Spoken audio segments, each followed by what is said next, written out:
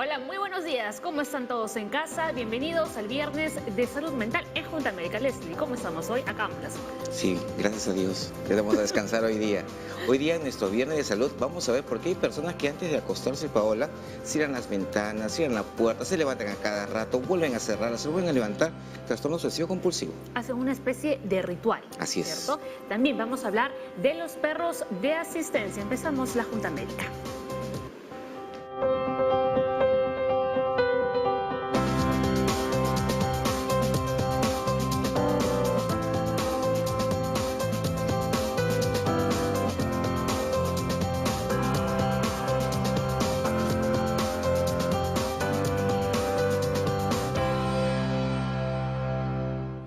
Como ya lo decía el doctor Leslie Soto, hoy en Junta Médica nos centramos en los TOCs, los trastornos obsesivos compulsivos. Estos pueden ser, por ejemplo, un trastorno obsesivo compulsivo del orden, de la limpieza. Religiosos, Así es. de todo tipo. Hay personas que no se lavaron la mano y piensan que están con la mano sucia, se vuelven a lavar y otra vez, y eso les causa cierto malestar y saben que no, que ya está limpia, pero vuelven a hacerlo. Vamos a ver por qué lo hacen. Les causa como una ansiedad. También vamos a hablar de los animales de asistencia, de los perros guía, por ejemplo, ¿no? ¿Cuál es la labor de ellos? Claro, la labor de ellos, aparte de ser alguien ¿De asistir? que te acompaña, te asiste, y esto es tu mano derecha. ¿No? Y también vamos a hablar, ¿no? Sobre los nuevos representantes, Sí. ¿no? Que ha elegido la OMS, ¿no? Embajadores, mejor dicho, ¿no? Para promover la buena salud, la salud mental, ¿no? A nivel mundial. Dos de ellos son famosos. ¿Tú conocías al primero?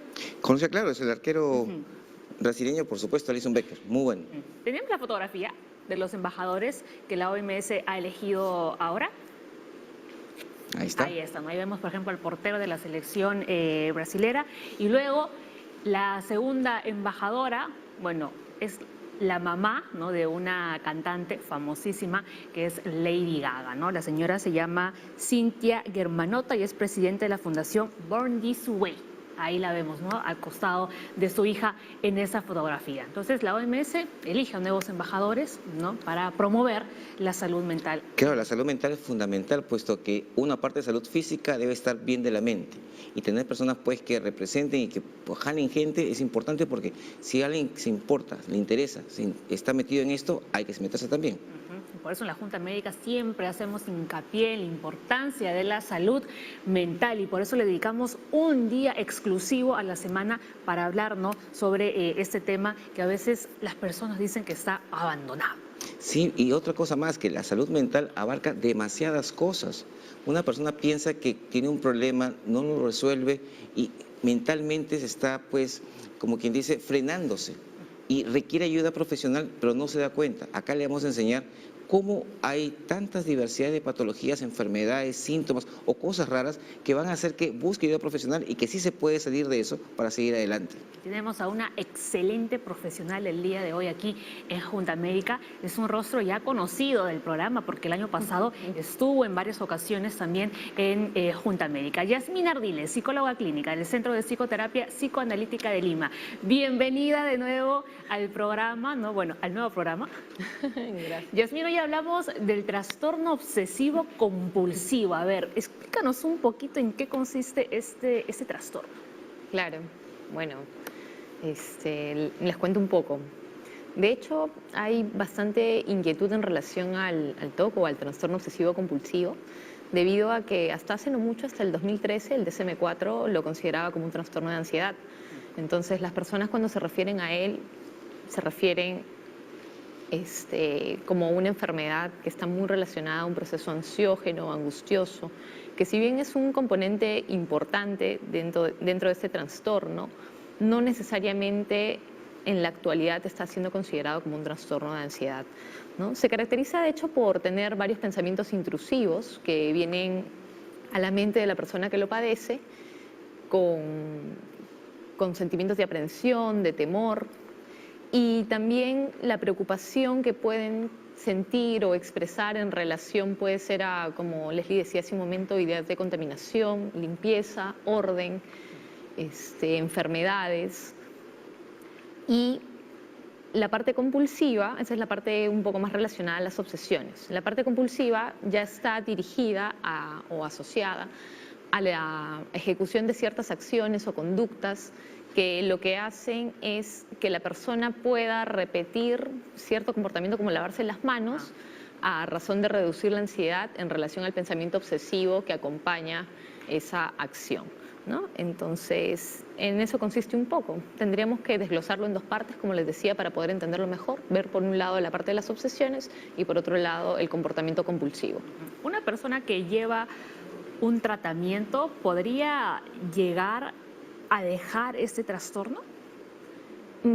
Una persona que lleva un tratamiento, me decías, no te escuché bien. O sea, ¿se podría curar del todo, podríamos decirlo? Muchos dicen que no, que lo que la terapia hace y a lo que apunta es a hacer que la persona trate de vivir mejor con esta condición. Porque cabe también resaltar que no necesariamente siempre va a ser un trastorno. Se denomina trastorno en la medida que imposibilita la vida de esta persona. Está afectando áreas importantes como la social, como la laboral, ¿no? De repente a mí el ritual a la hora de bañarme me toma tanto tiempo que cada vez empiezo a llegar más tarde a la universidad, al colegio y al trabajo. Entonces va a llegar un momento en el que de repente voy a pasar la mayor parte de mi día en la ducha o en el baño realizando estos rituales. Entonces se ve claramente que la persona comienza a afectar tanto su vida laboral, estudiantil como social, porque también dejan de relacionarse con las demás personas y se aíslan. Ajá. ¿Les alguna? Sí, Yasmín, ¿y estas personas se dan cuenta que lo que están haciendo están repitiendo las cosas? Sí, es bastante curioso porque ellos saben que hay un componente irracional detrás de esta conducta repetitiva, que puede ser lavar las manos, ordenar algo, ¿no? De repente yo encuentro este objeto en la mesa y necesito que esté de esa manera todos los días. Y si llega alguien y lo toma, lo mueve, yo entro en un cuadro ansiógeno inexplicable. Entonces, ellos saben que por más que repitan esta conducta una y otra vez, no necesariamente va a tener un efecto en la realidad como protegerme a mí o como proteger al ser querido que de repente yo temo que le pase algo, ¿no? Porque estas obsesiones están acompañadas de ideas o pensamientos catastróficos. Digamos que las personas que padecen TOC son expertos en cuanto a la catástrofe. O sea, siempre están pensando en negativo, ¿no? Sí. Muy bien, Yasmín, hacemos una breve pausa aquí en Junta Médica. Recuerden que estamos en vivo, pueden empezar a enviarnos todas sus consultas. Hoy hablamos del trastorno obsesivo compulsivo. Esperamos todas sus dudas, ¿no? Y las preguntas a las cuentas de la Junta Médica, Facebook y Twitter. O si no, saben que pueden llamarnos a nuestra línea médica, el 619-0747. Ya regresamos.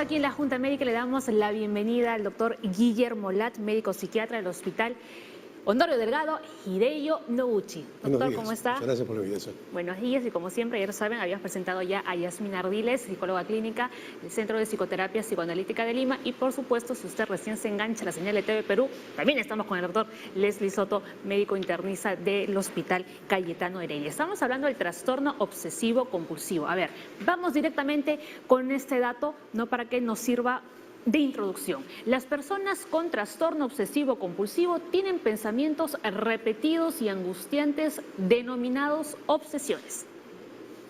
Perfecto, ese es el síntoma capital, sin el cual no podría haber el resto de síntomas, porque este genera ansiedad y la contraparte compulsiva disminuye la ansiedad.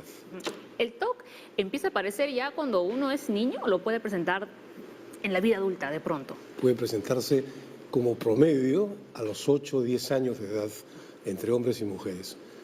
Inicialmente ambos sexos tienen la misma probabilidad de tenerlo, pero con el tiempo como que hay cierta predominancia por el sexo masculino. No. Pero Yasmín, se puede presentar a cualquier edad también, ¿no? Si ¿algún bien hay evento cierta traumático redundancia. podría desencadenar? Sí, la aparición de efectivamente. TOC? Eventos traumáticos, por ejemplo, si la familia, el niño ha sido víctima de un robo, entonces el ritual de protección es el que podría aparecer, ¿no? O el ritual de asegurarse que la casa esté bien cerrada, que todo esté en orden, que nadie haya entrado, que no hayan intrusos o la ideación un poco paranoide, ¿no?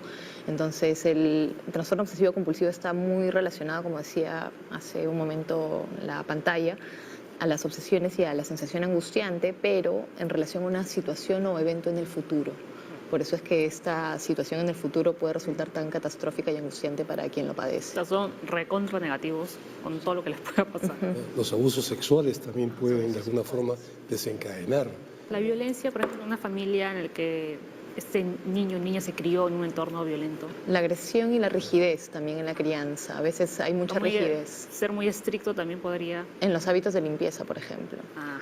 O contar con una familia que ya de por sí es obsesiva en cuanto no a la enfermedad, sino a las costumbres que tienen dentro de la casa, ¿no? El orden, la limpieza excesivas en algunas familias pueden también predisponer esto en algunos niños. ¿Lees tú como médico internista? ¿Te ha tocado ver algún caso que ha llegado a la consulta? Yo tuve, por ejemplo, tuve un interno que se lavaba las manos cada 5 minutos. Imagínate un interno que es futuro médico que tiene que estar con el paciente, estaba más metido en la parte de la limpieza que con el paciente. Se da cuenta, bueno, está en tratamiento y ahora está mucho mejor. Doctores, Claro. cuénteme, la parte de las creencias de las personas también influye mucho. Mucha gente muy religiosa o que tenga pues algunas creencias mágicas. ¿Han visto ustedes? Evidentemente, inclusive puede uno darle al trastorno obsesivo compulsivo cierto tinte mágico. El paciente lo tiene, porque siente que no hacer algo o no hacer esto o no hacer lo otro podría predisponer mágicamente a la aparición de lo temido, ¿no? Sobre todo cuando tiene uno obsesiones de contenido religioso. Eso es lo que principalmente. ¿No? Para intentar controlar las obsesiones, sienten una necesidad imperiosa de realizar rituales o comportamientos llamados compulsiones, ¿no? Y si no realizaron su ritual bien, vuelven a empezar de cero, En efecto.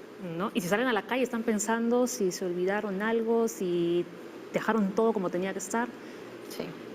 Si la llave del gas está bien cerrada o no, si la casa se puede incendiar.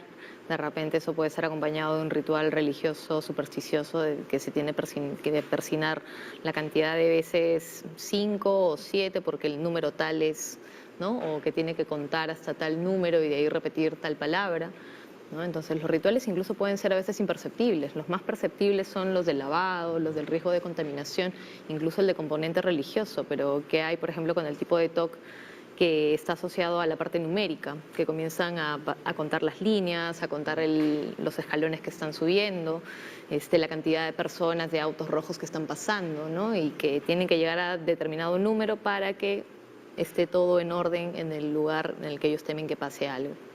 Y lo asocian inclusive con cábalas que ellos mismos se crean, ¿no? Contar un determinado número de X cosas es lo que le va a dar buena suerte, lo que va a predecir que ese día, por ejemplo, al paciente obsesivo compulsivo le va a ir bien, ¿no? Si no encuentran eso, les va a ir mal. Entonces tienen y se sienten obligados a hacer ese tipo de ritual. Claro, el problema es que una persona con ese trastorno que viva con su familia es una pelea constante de ambos lados, ¿no? Porque la familia, por un lado, no lo entiende o piensan que lo hacen por fastidiar, ¿no? Incluso a veces, a la hora de hacer sus rituales, pues uno por fastidiar le muevo, ¿no? Algo que ellos no quieren que se mueva, pero yo se lo muevo, ¿no? Para darle la contra, ¿no? Lo peor es cuando interviene la familia en el ritual, porque el paciente los obliga. Obliga al paciente a que, por ejemplo, dejen las tazas, ya ponemos este ejemplo, ordenadamente. Y si no lo hacen, agreden a la familia. Entonces, ante esas situaciones, muchas veces algunas familias que no entienden el problema hacen lo que el paciente dice. Y alimentan. Alimentan la enfermedad y cronifican la enfermedad, por tanto. ¿Es lo mismo o cuál es la diferencia con el TPOC, el trastorno de personalidad obsesiva compulsiva? En el trastorno de personalidad obsesiva compulsiva no hay obsesiones ni hay compulsiones. Hay cierta conducta especial, cierto ordenamiento, ciertas creencias religiosas inclusive, ¿no? Pero no hay estos síntomas. Muy bien. Claro, ahí básicamente no le causa al paciente malestar no hacerlo, No, Claro, pero lo hace. es egosintónico, ¿no? No hay o sea, una parte de su ser se siente en sintonía con estos rasgos de personalidad, ¿no? ¿Qué tal si yo soy un profesor de música? Entonces la repetición de el instrumento a la hora de limpiarlo, cómo guardarlo, la cantidad de veces que yo tengo que tocar tal acorde. Entonces, ese tipo de repetición puede ser muy beneficiosa en la personalidad obsesiva compulsiva, ¿no? Pero si hay un sufrimiento acompañado, hay un sentimiento egodistónico, ¿no? Algo que a mí me contraría, que me angustia, que me hace sufrir y que también está haciendo sufrir mi entorno, ya es un TOC. Lo que hay que tomar en cuenta es que todos tenemos un componente obsesivo. Sí. Todos ritualizamos diariamente. Sí. Por ejemplo, ¿cómo nos lavamos diariamente? Siguiendo siempre el mismo Mismo patrón. patrón. ¿Cómo comemos? Siguiendo siempre. ¿Cómo acudimos a misa en donde se hacen rituales? Por ejemplo, la sociedad está ritualizada, ¿no? Claro, ¿la sociedad podría estar obsesiva o compulsiva?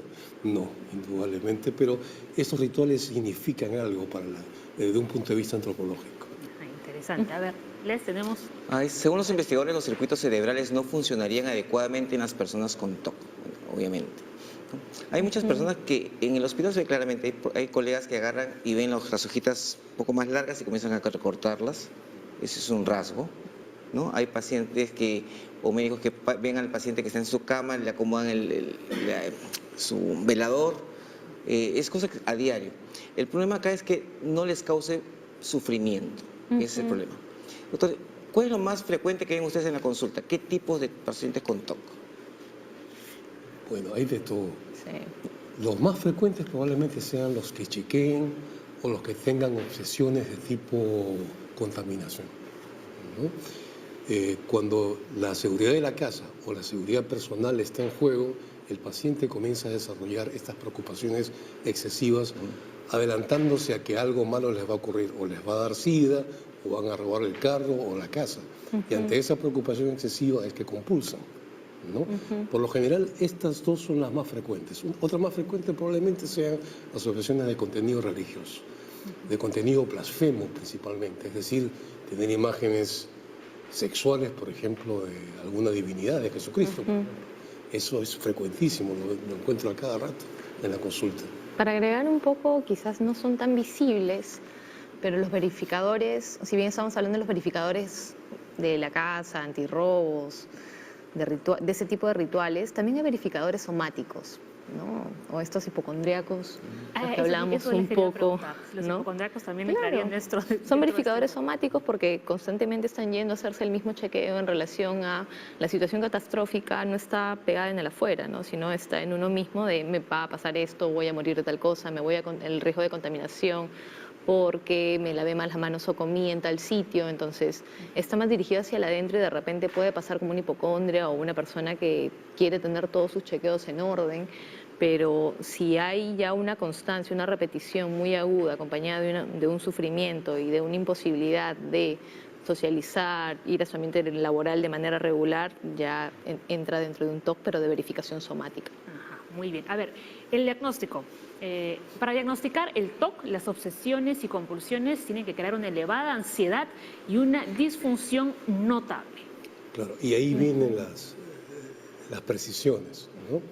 Porque, ¿cómo sabemos que es una disfunción notable, ¿no? En un caso de un trastorno obsesivo compulsivo? Los criterios que el DSM-5 establece, el DSM-5 es un manual diagnóstico y estadístico, en su versión quinta, ¿no? Y establece, por ejemplo, que esta disfunción notable debería afectar la vida familiar, social, laboral, académica de la persona que sufre esto y que por lo menos la sintomatología debería estar presente 1 hora mínimamente al día. Menos de eso, por ejemplo, podría uno dudar de que está ante un cuadro obsesivo compulsivo. Pero eso ya sería una disfunción notable. ¿A lo que añadir? De hecho, la Organización Mundial de la Salud la ha considerado dentro de las 20 enfermedades, dentro de las primeras 20 enfermedades más discapacitantes, ¿no? Que definitivamente llegan a tener una disfunción notable en varios aspectos de la vida. No, ¿es común aquí en el Perú? Común. El problema es que es una epidemia silenciosa. La gente no quiere contar eso porque asumen, debo estar loco o me van a creer loco. ¿No? Pero eso no es así, indudablemente, porque este cuadro tiene solución, puede resolverse el cuadro clínico, puede tratarse. Si es intervenido el paciente tempranamente, el tratamiento es mucho mejor que cuando tiene muchos años de cronicidad. A ver. Tenemos una llamada telefónica de Rosso de Barranco. Dice, tuve una relación de riesgo hace 1 año y medio, sin protección, y a raíz de eso sentí los síntomas del VIH. Mi última ELISA a los 14 meses es negativo. ¿Por qué me lo sigo haciendo si el médico me ha dicho que no tengo nada? ¿Tengo TOC? Es algo bastante frecuente, doctor. Yo, por ejemplo, que manejo la parte de VIH, tengo pacientes que vienen así a los 2 años, 3 años, muy parecido a esta señorita. ¿Qué le podemos decir a ellos? Que su preocupación probablemente sea excesiva y que uno tiene que detenerse en cuanto a la preocupación, porque si no va a haber aumento de la angustia, ¿no? Van a haber síntomas asociados a esta angustia secundaria que el paciente va a reinterpretar. Entonces es todo una bola de nieve, ¿no?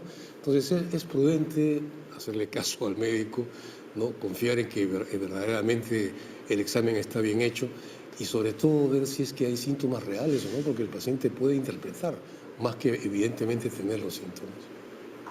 Sí. ¿No? ¿Más consultas? Más consultas acá. A ver, otra llamada telefónica. José, desde Miraflores. ¿El TOC puede estar relacionado a temas sexuales? ¿La infidelidad, por ejemplo, se debe a un trastorno obsesivo? Interesante. Es interesante la pregunta. Bueno, en realidad hay 2 preguntas, ¿no? La primera, el TOC sí puede estar relacionado a temas sexuales. Sí, definitivamente, como decimos hace un momento, hay un componente generalmente traumático en edades tempranas que puede desencadenar en la aparición de alguna idea de orden obsesivo que termina teniendo alguna acción compulsiva reparativa, ¿no? Y la infidelidad, por ejemplo, se debe a un trastorno obsesivo. Deberíamos de repente separar esa pregunta porque sí más parece un tema aparte. Guillermo, ¿tú qué dices? La infidelidad... Pregunta con trampa, ¿no? Sí, es con trampa. Probablemente la infidelidad no, o sea, la duda de que alguien esté engañándonos o no es parte de la vida cotidiana, ¿no? A no ser que esto esté repitiéndose constantemente y esté generando por parte del individuo que está dudando compulsiones, es decir, chequeos, ¿no? Algunos celotípicos, cuando llega su pareja, las chequean, las huelen, revisan su cartera, ¿no? Cómo viene vestida.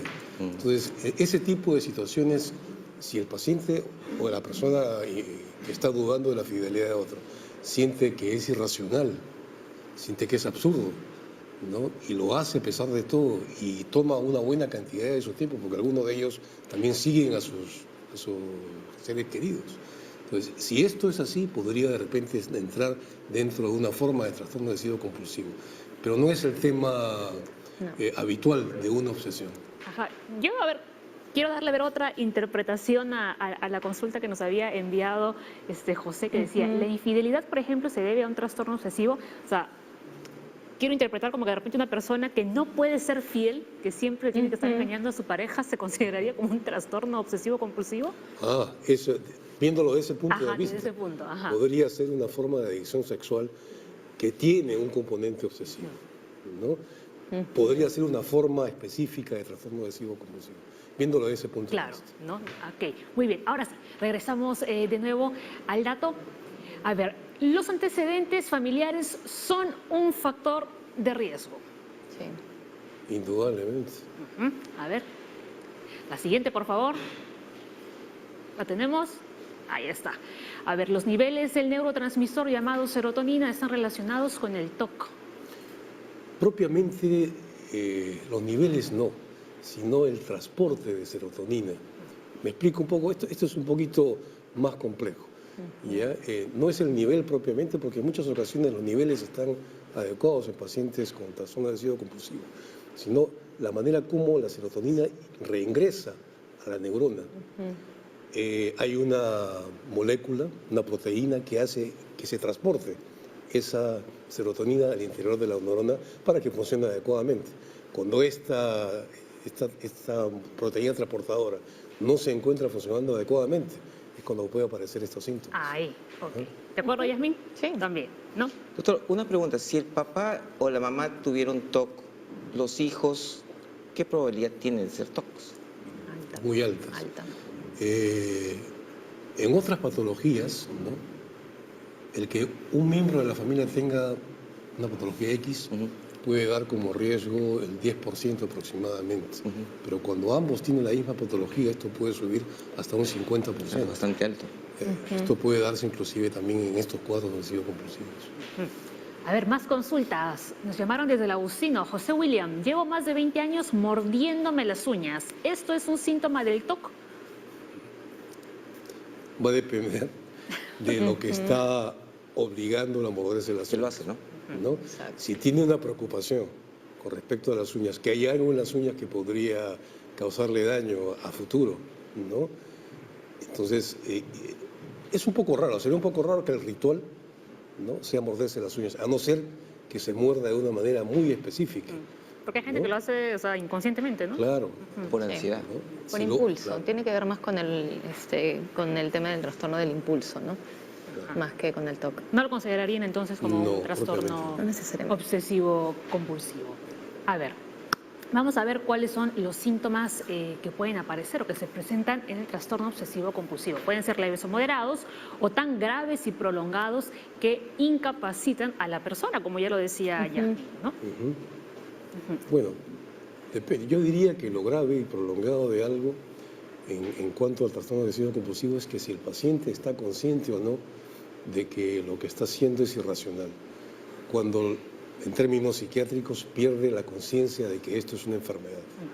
Entonces ahí sí se desata el cuadro y ya carece de control, ¿no? Y esto en algunas ocasiones se puede asociar a alguna forma de personalidad específicas, ¿no? Algunos pacientes que se llaman esquizotípicos, que son algo extraños, extravagantes, pueden asumir que lo que están haciendo es normal, ¿no? Y el problema ahí viene, porque esos son los que tienen más difícil pronóstico y tratamiento. Ahora, los rituales pueden cambiar con el transcurso. Perdón, no. Los rituales no. Por ejemplo, si yo tengo obsesión por la limpieza, luego eso puede variar con los años a la obsesión por el orden y ya no me importa la limpieza, sino solo el orden. Sí. ¿No? Eso por poner un ejemplo. Incluso hay comportamientos muy contraproducentes, ¿no? La familia no solamente sufre por la cantidad de rituales, porque ve el sufrimiento en el paciente, sino porque puede ir mudando de lugar en lugar o puede haber mucha incongruencia. Hay pacientes que sufren de TOC que tienen una excesiva preocupación por la limpieza y la contaminación. Sin embargo, hay momentos en los que, y ahí entra un poco la comorbilidad con la depresión también, en los que no se bañan por semanas y se dejan crecer las uñas, el cabello, no hay, de lo que eran sumamente aseados, pasan al otro extremo.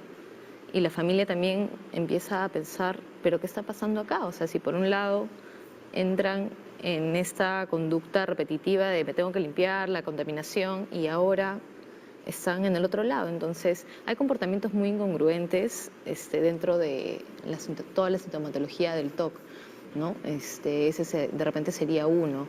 También podría ser que de repente por un tiempo dejan la limpieza de lado, pero comienzan a crear algoritmos mentales matemáticamente para hacer otro tipo de rituales relacionados al orden de los objetos específicos en el cuarto, ¿no? Entonces sí puede haber este tipo de variación porque lo que se va a mantener es la ejecución del ritual en sí mismo. Lo que a ellos los protege es el ritual y el ritual puede cambiar. Pero, ¿no? Por ejemplo, yo conozco una persona, su ritual de limpieza es solo en su habitación. Tú cruzas la puerta de su habitación, la casa puede estar patas arriba, y no le importa, no le molesta, no le interesa. Pero su habitación tiene que estar, o sea, pulcra. ¿No? Muy bien. ¿Algo más que añadir? No, no. Interesante porque vamos a ver acá personas que tienen ciertos rituales. El problema básicamente es que los atormenten, ¿no? El problema es que el paciente que está haciendo se siente mal, sabe que no tiene que hacerlo constantemente y que no puede pararse para detenerse. Incluso hasta para conciliar el sueño, ¿no? Siguen pensando todavía. Sí, siguen pensando frecuentemente. La pregunta que hace un momento mencionaste es muy llamativa. En los comienzos del tratamiento, cuando no habían fármacos, el paciente podía migrar de una obsesión a otra. La explicación que daban desde un punto de vista psicológico era que el núcleo de la neurosis no se había curado. Pero cuando hemos ya ha usado medicación y en la clínica se ve, puede un paciente ir migrando de una a otra sin que haya un conflicto intrapsíquico de por medio, ¿no? Y eso en ocasiones dificulta el tratamiento, ¿no? Aumentar la dosis, agregar medicamentos, cambiar de medicamentos, pero sí se puede dar eso que has mencionado, que puede pasar de una obsesión a otra. Y de una compulsión a otra compulsión. Ajá, muy bien, muy interesante la verdad ese tema. Todavía nos queda bastante tiempo para seguir hablando del trastorno obsesivo compulsivo, así que continúen enviando todas sus consultas. Hacemos una brevísima pausa en Junta Médica y ya regresamos con muchísimo más.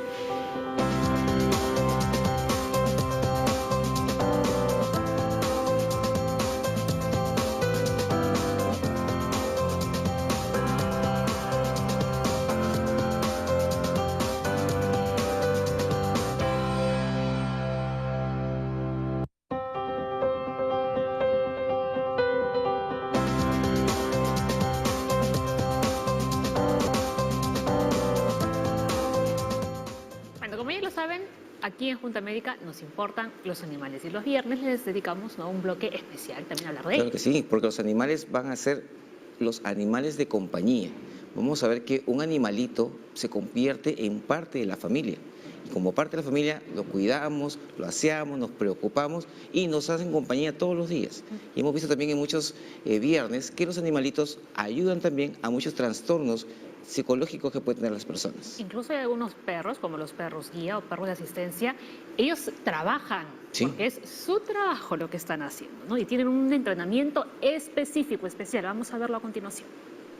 Este nuevo capítulo de La Ruta de la Salud nos ha llevado a investigar un poco más sobre las intervenciones con animales y perritos de asistencia, porque sabemos que la misión de los animales va mucho más allá de tan solo ser mascotas. Por ejemplo, ¿qué beneficios trae tener una mascota? ¿O cómo un animal puede mejorar la calidad de vida de una persona con discapacidad? Para resolver estas preguntas hemos llegado a buscar a nuestros especialistas. Empecemos.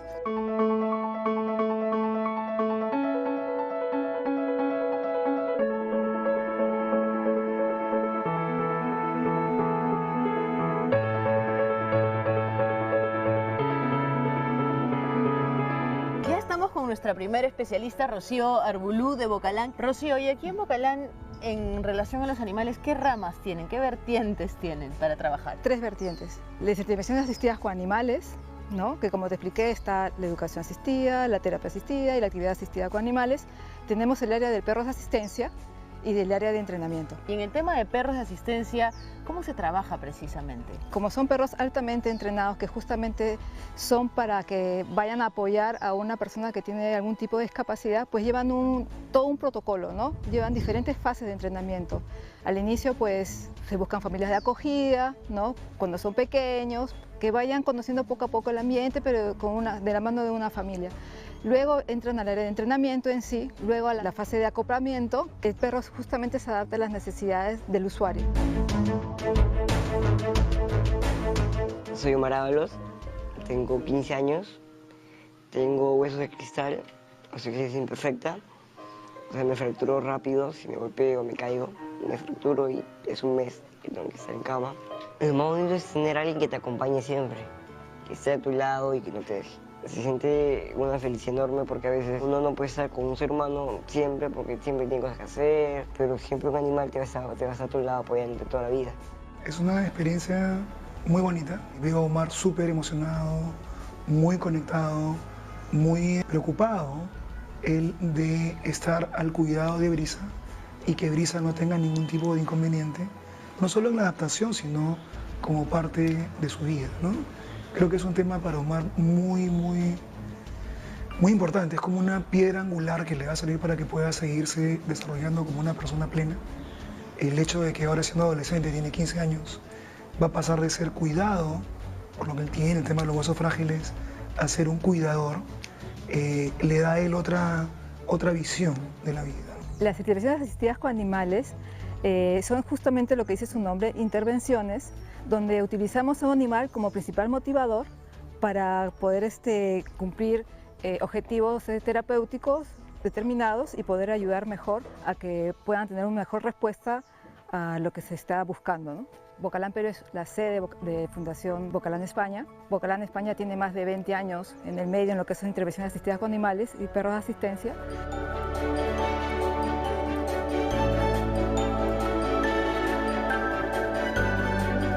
Tenemos acá a Matilda. Vamos a hacer una pequeña simulación de lo que sería una educación asistida con animales. Por ejemplo, utilizamos ese tipo de juegos, ganchos, como le quieras llamar, donde podemos trabajar, por ejemplo, lo que es figuras geométricas, colores, ¿no? Hacerlo más didáctico para el niño, ¿no? Y el motivador es Matilda, ¿no? O sea, tú le puedes decir a un niño, hazle un collar a Matilda y Claro. esto es lo que va a desarrollar su psicomotricidad, tanto fina como media, supongo. En el caso de los ganchitos sí, porque es esto que hace, ¿no? Lo pone, lo saca. Puede trabajar también colores. Pásame, por ejemplo, los ganchitos celestes. Y los va trabajando reconocimiento del color y va trabajando la motricidad en las manos, ¿no?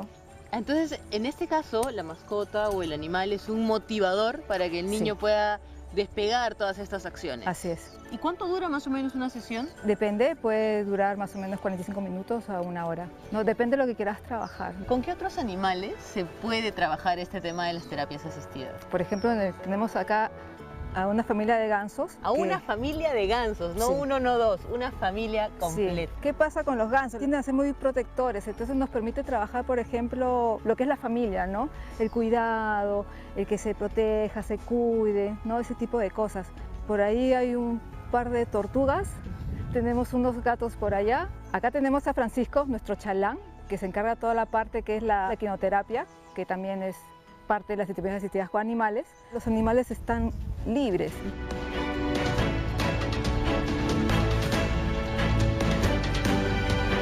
Y ahora estamos con nuestra segunda especialista de Bocalán, Alejandra, que nos va a responder una duda que yo tengo. ¿Los perros de asistencia o los animalitos para terapia solamente pueden ser entregados por Bocalán y entrenados por ustedes? ¿O de repente yo como usuaria, como civil, deseo entrenar a mi mascota porque tengo un caso particular en casa? ¿Podría entregárselos a ustedes? Claro, lo ideal es conocer, de hecho, de dónde viene el perro, cuáles son las características del perro para poder trabajar con el perro con el que te gustaría tener, sea de terapia o sea de asistencia. Ahora, los perros tienen que cumplir con ciertas características y ciertas pautas para poder llamarse o poder lograr ser un perro de terapia o asistencia, pero sí podrías entrenar a tu mascota. Por ejemplo, en el caso de Bocalán, nosotros dictamos cursos para las personas que estén interesadas en poder entrenar a su propia mascota, o también vamos a casas a entrenar a los perros. ¿Cuánto dura el entrenamiento de un perro? Eso va a depender del perro, ¿no? Y en qué momento tanto el guía como el perro se sientan listos y preparados para trabajar con distintas poblaciones. Pueden haber poblaciones que sean más fáciles para algunos guías o para algunos perros y otras que les cuesten más. Hay muchas formas de terapia con niños, pero en el caso de los animales, ¿por qué apuestan por ello? En primer lugar, el animal no juzga a las personas.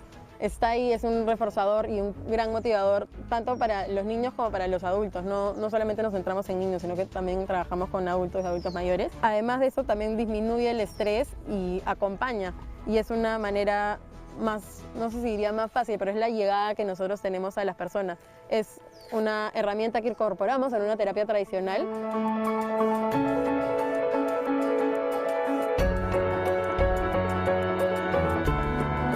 Muchas personas son escépticas en este tema del contacto niño-mascota, entonces porque los consideran sucios, o el tema de las enfermedades, o el tema de los hospitales también. Claro, todavía tenemos algunas trabas de parte de algunas instituciones, algunos hospitales que no nos permiten entrar, pero poco a poco hemos ido, de hecho, rompiendo algunas barreras y hemos trabajado con algunos hospitales que sí nos han permitido su acceso. ¿Cuál es el equipo multidisciplinario con el que cuenta Bocalán Perú? En el área de la salud contamos con psicólogos, terapeutas ocupacionales, veterinarios, biólogos y también contamos con el área de personas ya más especialistas, más técnicos, digamos entrenados, ya sea intervención asistida con animales o perros de asistencia. El primer momento que la vi, me encantó, creo que hubo una conexión, se me acercó. Lo veo muy metido en su responsabilidad y sé que Brisa va a ser de mucha ayuda para él como soporte emocional, básicamente, ¿no? Como que sepa que le complemente en su desarrollo como una persona íntegra.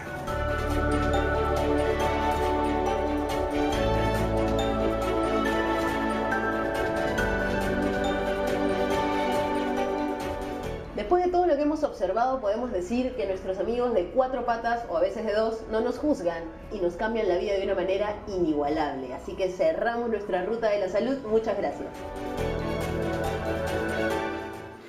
Bueno, ya hemos conocido entonces un poco más a través de esa nota tan linda que nos ha hecho Aura, cuál es el trabajo, ¿no?, que realizan los perros de asistencia, perros de terapia. No solamente perros, hemos visto ahí caballos, gansos, gatos, también habían comentado. Tortugas, todo ahí. ¿no? Tortuga incluso también, ¿no? Los animales, mira qué importantes son también para nuestra vida. Básicamente, muchos de los niños, por ejemplo, no quieren hacer algo porque se sienten, pues, con minusvalía, se sienten tristes, pero el perrito les da compañía, les da, pues, calor, los estimula.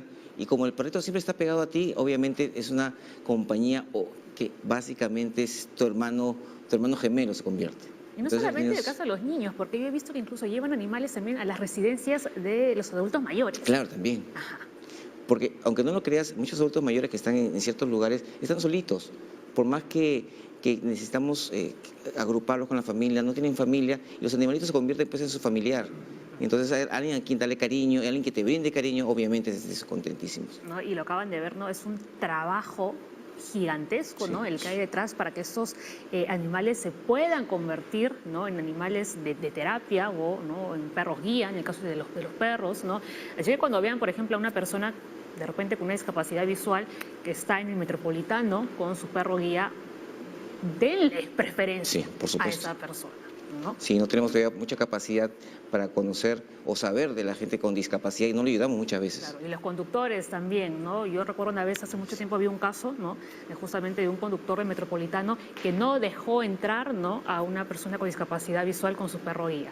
Es más, le cerró la puerta, ¿no?, y el perro guía tuvo una lesión posteriormente. Ahora vamos a ver qué opinan nuestros invitados en la Junta Médica para intentar relacionarlo con el tema del día, que es el trastorno obsesivo compulsivo. ¿Ustedes recomendarían que una persona con ese trastorno tenga una mascota de compañía, un animal de compañía? Sí, ¿o habría algún trastorno que involucre animales ahí? ¿Cómo? Todo es posible dentro de la dimensión que significa el trastorno obsesivo compulsivo. No es un tema frecuente de obsesividad, pero podría darse.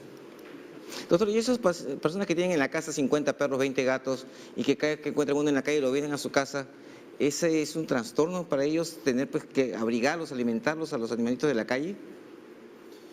Nada es un trastorno psiquiátrico mientras no produzca sufrimiento al paciente o a la familia. Bien. Yasmín, ¿tú qué dices? Bueno, sobre la nota a mí me parecía muy interesante, siempre me ha parecido muy interesante trabajar con animales. Creo que para cualquier tipo de padecimiento, a no ser que esté muy relacionado al tema de la contaminación, por ejemplo, ayudan mucho a reducir el elemento ansioso dentro de la enfermedad. Eso por un lado, y por otro lado, como podíamos ver, los niños, los pacientes, se descentran de sí mismos y de su malestar.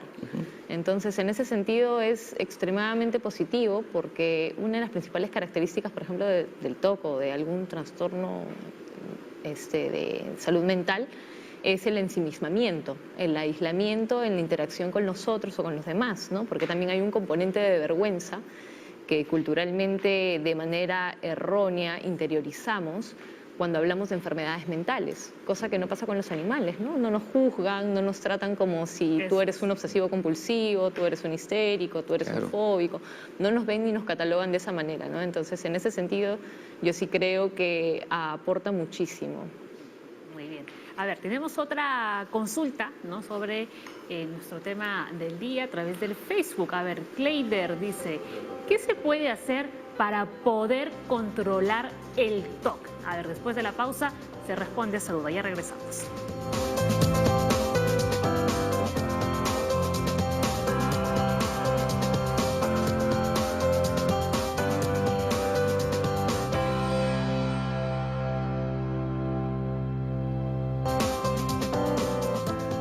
Muy bien, vamos a intentar responder la consulta. Kleider dice, ¿qué se puede hacer para poder controlar el TOC? ¿Se puede controlar realmente? Voluntariamente, si no, no sería TOC, ¿no? Porque es como hacer una pregunta, ¿podemos controlar la fiebre? No es posible, ¿no? A no ser por otros medios físicos o químicos. Igual ocurre con estos desórdenes, son problemas médicos que requieren una solución médica. y por tanto farmacológicamente o conductualmente se pueden tratar. En determinado momento, cuando ya la sintomatología se ha abatido al mínimo, puede un paciente intentar controlarlo y hay algunas herramientas que pueden enseñársele para eso. Pero en un momento, digamos que está en un pico, él no lo va a poder Eso no es controlar posible. por más que quiera. No es posible. Muy difícil. Doctor, ¿qué factores existen para poder mejorarlo o qué factores existen que empeoran el TOC? Bueno, el inicio temprano y el hecho de que sea no diagnosticado durante muchos años, es decir, que sea crónico, hace que el cuadro sea más difícil de resolver. La presencia de una personalidad esquizotípica, esos extraños, gente rara, que creen que estas obsesiones son normales, también hace difícil la posibilidad del tratamiento, ¿no? Por lo general, ese tipo de patologías presentes, ¿no? O la forma de presentación de la patología, o algunas variedades de trastorno obsesivo compulsivo. Por ejemplo, el coleccionismo, el hoarding, ¿no? Esto de meter en casa hasta acúmulos de basura. Esas son formas muy severas de trastorno obsesivo compulsivo que remiten con mucha dificultad. Se podría utilizar, bueno, al menos desde la parte de la psicoterapia, ya cuando la parte física, biológica está más controlada. O sea, lo primero, yo sugeriría un diagnóstico psiquiátrico, neurológico, un diagnóstico de personalidad y psicoterapia. Entonces va a llegar un momento en el que el paciente se va a estabilizar. O sea, también lo tenemos que ver como una unidad que, si bien es la parte biológica, también tiene una historia, también es un sujeto, y desde ahí puede tener muchos elementos para mejorar. Por ejemplo, el baile, esto de la repetición, se le puede dar una utilidad. Pueden tocar instrumentos, pueden bailar, pueden aprender diálogos, porque esto de repetir compulsivamente algo puede terminar beneficiándolos para algo en la vida también, ¿no? Tratar de darle un poco la vuelta a eso, dirigirlo, canalizarlo, por un lado. Y por otro lado, enseñarles a vivir también, a reconocer e identificar su ansiedad e intentar manejarla en la medida de lo posible, ¿no? Hay muchos elementos que también desencadenan, estar muy atentos a eso. Por ejemplo, en algunos pacientes adolescentes yo sí he visto quiebres y que han comenzado a tener comportamientos obsesivos compulsivos muy remarcados a raíz del término del colegio, el ingreso a la universidad, y de repente es una universidad muy exigente, ¿no? En ingenierías, entonces ese estrés más una mudanza, más un divorcio, entonces ver todos los elementos traumáticos que también están sumando en la historia para darle un sentido a su ritual o a lo que él está tratando de hacer con estas obsesiones compulsivas para defenderse de algo, porque al final es una defensa, es un mecanismo de defensa. Y existe la famosa frase, pon de tu parte. ¿Puede poner de su parte el paciente? No, la frase existe. El problema es funciona. ¿Funcionan estos pacientes? La pregunta es, ¿funciona? Ajá. Será cuestión de ponerse en los zapatos del paciente. Yo creo que ninguno de los que emite esa frase está siendo empático con la persona que está sufriendo. No es posible. Eso de pon de tu parte no es posible. Porque está enfermo. Está enfermo, es una enfermedad. Ponte de tu parte para que tus pies se vayan, para que no tosas, ¿no? Para que tu hepatitis se cure. Sí. Posible. A ver, doctor, tenemos un montón de preguntas. Vamos rapidito con la de Janet. Dice, mi esposo recibe tratamiento de TOC y le han medicado el prazolam y clonazepam, el cual los toma desde hace un año. También le han indicado tratamiento psicológico-conductual. ¿Debe ir de igual manera o con los medicamentos ya está todo controlado? Bueno, es raro que con el prazolam y clonazepam se pueda curar un TOC, a no ser que sea muy leve este TOC. Por otra parte, el potencial adictivo que tienen estas sustancias es muy alto. Uno no debería tomar estos medicamentos más allá de 6 meses, porque se crea un problema adictivo. Ya hace un año, pero está tomando un año.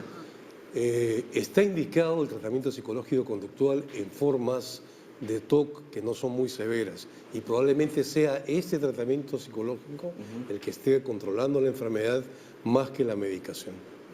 De que debe ir a su consulta, por supuesto, tiene que ir, ¿no? Porque tiene que quitársele ya la medicación que está usando más de un año. ¿De acuerdo? Sí, totalmente. Sí, y si le han indicado, doctor, que vaya, o sea, me han indicado tratamiento conductual, quiere decir que el médico le está sugiriendo. Lógicamente. Que es parte de su tratamiento completo. Entonces sí debería ir. A ver, la siguiente, Mike Towers. ¿Se puede llegar de un trastorno de ansiedad al TOC? Se puede llegar de cualquier patología psiquiátrica al TOC. Es decir, casi todas las patologías psiquiátricas pueden tener síntomas obsesivo-compulsivos. No necesariamente son trastorno obsesivo-compulsivo, puede haber una comorbilidad entre varias patologías y el TOC. Muy bien, a ver, Les. Tengo un hermano que padece TOC, nos cuenta Giovanna Bustinza, desde hace 20 años. Toma nota de todo lo que sucede en la casa. No podemos salir ni llegar a casa fuera de las horas que él ha establecido. Tiene 53 años y solo lo veo para darle alimentos porque él no sale de casa. Alguna vez recibió tratamiento con antidepresivos y no tuvieron efectos. ¿Qué podemos hacer? Bueno, aquí hay varias cosas, ¿no? El paciente está controlando a la familia, ¿no? Eso tiene que aumentarse, definitivamente, porque si no se está cronificando la enfermedad. Por una parte. Por otra parte, está recibiendo tratamiento con antidepresivos y no funciona. Esto indica que el tratamiento está mal. Entonces hay que corregir la medicación. ¿Cómo? Aumentando la dosis, cambiando el medicamento, agregando otro medicamento que pueda corregir. En la actualidad hay muy buena medicación para el trastorno obsesivo compulsivo. El asunto es escoger cuál es el que le conviene a cada paciente. ¿Y el CIS lo cubre? El CIS cubre varios medicamentos, por supuesto que sí. Pero el problema de este señor es que no quiere salir de casa. Sí. ¿Cómo lo convences para llevarlo ¿Y alguna vez recibió tratamiento? a que vea a un especialista? Va a ser muy difícil. Lo más probable es que la enfermedad esté muy avanzada, porque cuando ya llegan a ese nivel de aislamiento es porque la enfermedad ha progresado mucho. Son 20 años y la medicación no ha sido la correcta. Sí. Lo que hay que descartar en este paciente, por otra parte, es que además del trastorno obsesivo compulsivo esté fuera de la realidad, esté psicótico. ¿No? Porque el ordenar la vida como está ordenándola y no salir de casa realmente indica que esta persona está fuera de la realidad, porque así no vivimos los seres humanos. Que vaya un psiquiatra a la casa más bien y que lo evalúe y ya tomar la decisión. Claro, Sí. otra opción. Otra opción. A ver, la siguiente, Miguel Ruiz. ¿Se considera un TOC las muletillas? Por ejemplo, pero, no.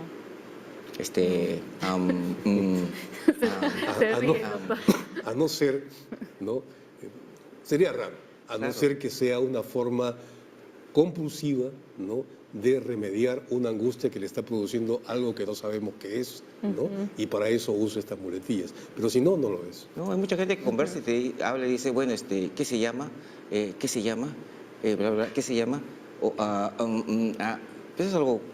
Sí. Eso es normal. Pues gente que está, como los americanos, cuando pero dicen, no encuentran la palabra que está buscando, a mí me desespera. Sí, desespera. Hay TOCs asociados al lenguaje, pero tienen que ver con la repetición, por ejemplo, de las últimas sílabas. No sé, yo digo oración, ¿no? Pero para mí tiene un funcionamiento específico a la hora de decirlo. Hay una ideación, hay un componente en el pensamiento que alimenta la ejecución de esa palabra, porque la compulsión estaría en la repetición de las dos últimas sílabas, ¿no? Pero si es una muletilla en sí misma, creo que todos tenemos muletillas.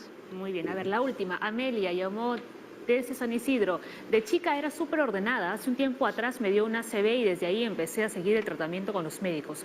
Pero actualmente estoy muy desordenada. ¿Qué tipo de terapia debo seguir o a qué especialista debo acudir? Es un problema para ella no ser súper ordenada. Eso ya es un problema realmente. Claro. ¿No? Yo le pediría más bien que fuera ni súper ordenada ni muy desordenada, que se ordene, ¿no? Razonablemente. ¿Qué tipo de terapia puede seguir para esto? Yo no creo que tenga que seguir un tratamiento específico para un trastorno obsesivo compulsivo, porque no lo tiene.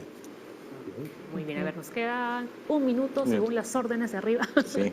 Así que en un minuto, por favor, las conclusiones finales o las recomendaciones que les darían, ¿no?, a los pacientes y a los familiares. Bueno, a los familiares apoyar en la medida de lo posible a que cualquier tipo de tratamiento que tengan en mente se lleve a cabo. Es importante seguir las pautas, sea de la parte psiquiátrica, de la parte psicológica, neurológica, hacer todo tipo de descarte.